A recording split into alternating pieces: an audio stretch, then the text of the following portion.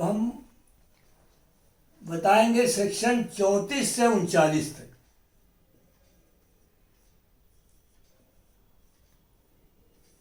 ये एक ही तरह का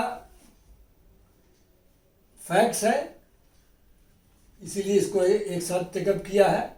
ये केवल है, जैसे 34 कहता है state entries in books of accounts including those maintain in and when relevant.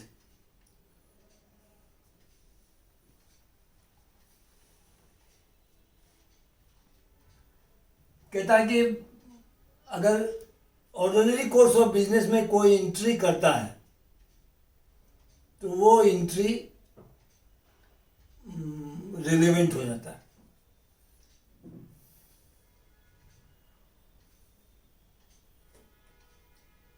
पहला सिंपल यही है, जैसे कोई बिजनेसमैन है, उसका डेली का रूटीन है, वो एंट्री माना जाएगा, रिलेवेंट माना जाएगा। 35 है, relevancy of entry in public record made in performance of duty. Public record में अगर कोई एंट्री पब्लिक ऑफिसर द्वारा किया जाता है या ऐसा आदमी जो ऑथराइज है वो पब्लिक एंट्री करता है, तो वो सारा एंट्री जो क्वेश्चन में है, जो फैक्ट्स इन इशू में है, वो सब रिलेवेंट हो जाता है। An entry in any public और अदर ऑफिशियल बुक, रजिस्टर और record or an electronic record stating a fact in issue or relevant fact and made by a public servant, in the discharge of his official duty or by any other person in performance of a duty especially enjoined by the law of the country in which such book, register or record is kept, is itself a relevant fact. कोई public record है, जैसे खतियान है, ये है, और कोई register है, वो सब मेंटेन ऑफिशियली होता है, जैसे सेल डीड है, ये सब रिलेवेंट हो जाता है। 36 relevancy of statement in map, charts and plans. Statements of facts in issue और relevant facts made in published maps और charts generally offered for public sale or in maps or plans made under the authority of the central or state government। ये सारा जो map है, chart है, plan है, कोई government का, state का या सेंट्रल गवर्नमेंट का, वो सारा मैप रिलेवेंट फैक्ट हो जाता है अगर मैटर इन इशू हो तब।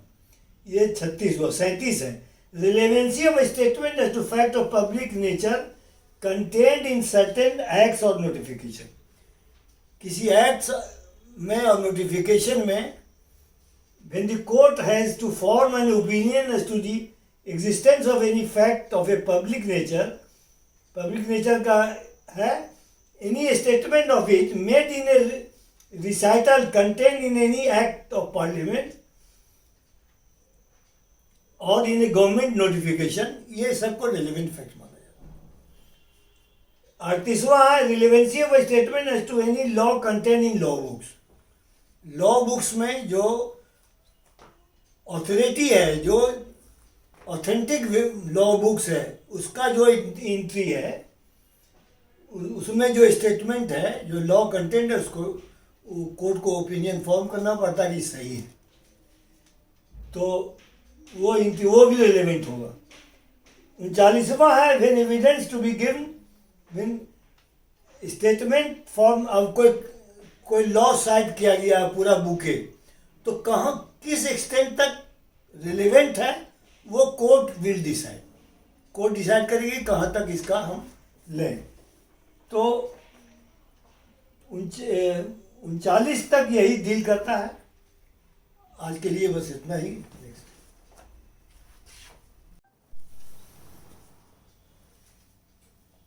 आज हम टेकअप कर रहे हैं जजमेंट के बारे में कि प्रीवियस जजमेंट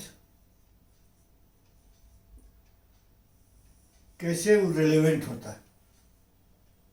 इसका सेक्शन है 40 से 44। जनरल रूल है कि प्रीवियस जजमेंट रिलेवेंट नहीं है अगर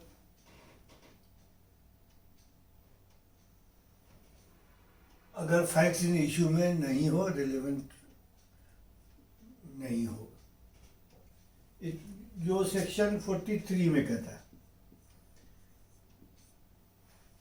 कि जनरल रूल यही है कि प्रीवियस जजमेंट रिलेवेंट नहीं है अनलेस कि उस प्रोसीडिंग में फैक्ट्स इन इशू नहीं हो। लेकिन उसका एक्सेप्शन है 40, 41, 42, इस जनरल रूल का एक्सेप्शन। यही जानना है 40 में क्या है। अगर कोई प्रीवियस जजमेंट है वो आने वाले मुकदमे को बार करता है, सिविल हो या क्रिमिनल हो, तो वैसी हालत में वो वैसा जजमेंट रिलेवेंट हो जाता है। जैसे सेक्शन 300 कहता है वंस ऑफ सीआरपीसी क्या कहता है, वंस एक्यूटेड और convicted can not be tried.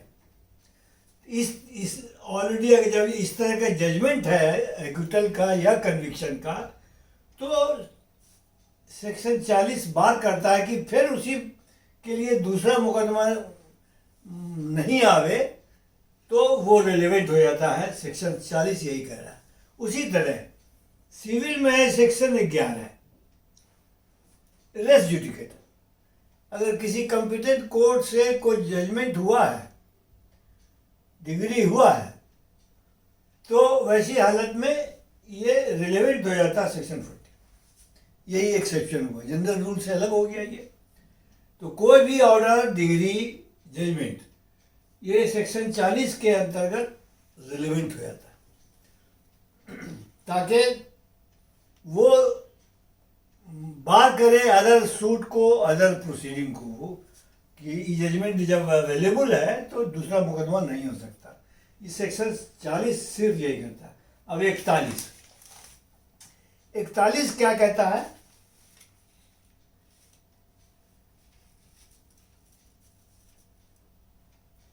कि अगर कोई लीगल कैरेक्टर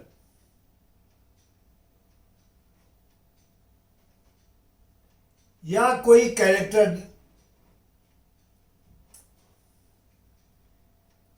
या कोई डिक्लेरेशन हुआ हो कि फला आदमी इस चीज के इंटाइटल है, वो या प्रोबेट या मैट्रिमोनियल या इंसॉल्वेंसी वगैरह में ये सब बातें जब आई हो, तो वैसी हालत में वो रिलेवेंट हो जाता। माने हुआ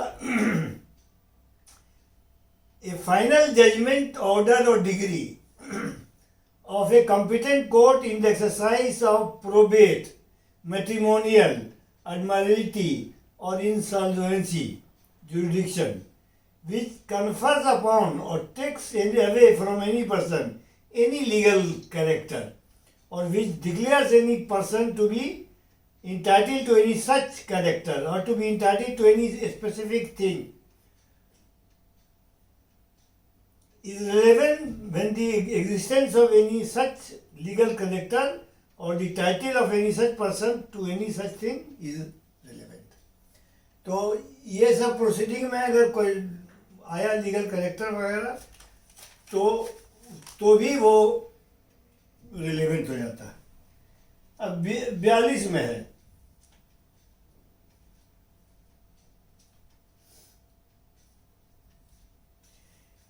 कि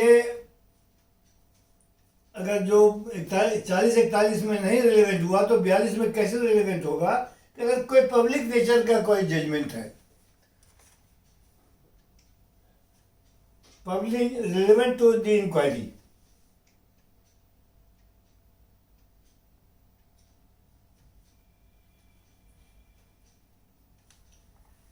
तो पब्लिक नेचर का कोई ऑर्डर है और वो फैक्ट इन इशू में है, तो वैसी हालत में सेक्शन 42 के तहत वो ऑर्डर, डिग्री, जजमेंट रिलेवेंट हो जाता है। ये 3 सेक्शन इंपॉर्टेंट है।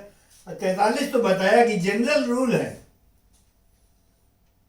कि कोई भी प्रीवियस जजमेंट रिलेवेंट जजमेंट हो, ऑर्डर हो, डिग्री हो, रिलेवेंट नहीं होता है अनलेस कि वो फैक्ट्स इन इश्यू में हो।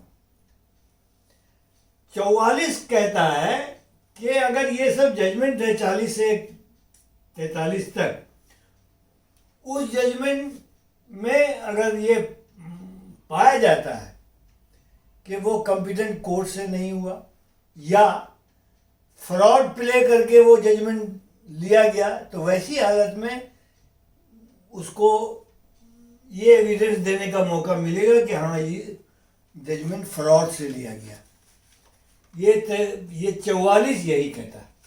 तो जजमेंट में फ्रॉड और कॉल्यूजन इन ऑब्टेनिंग जजमेंट और इनकम्पिटेंसी ऑफ कोर्ट में बी प्रूव्ड, तो 44 यही कहता है। बस इतने से जजमेंट का मामला है।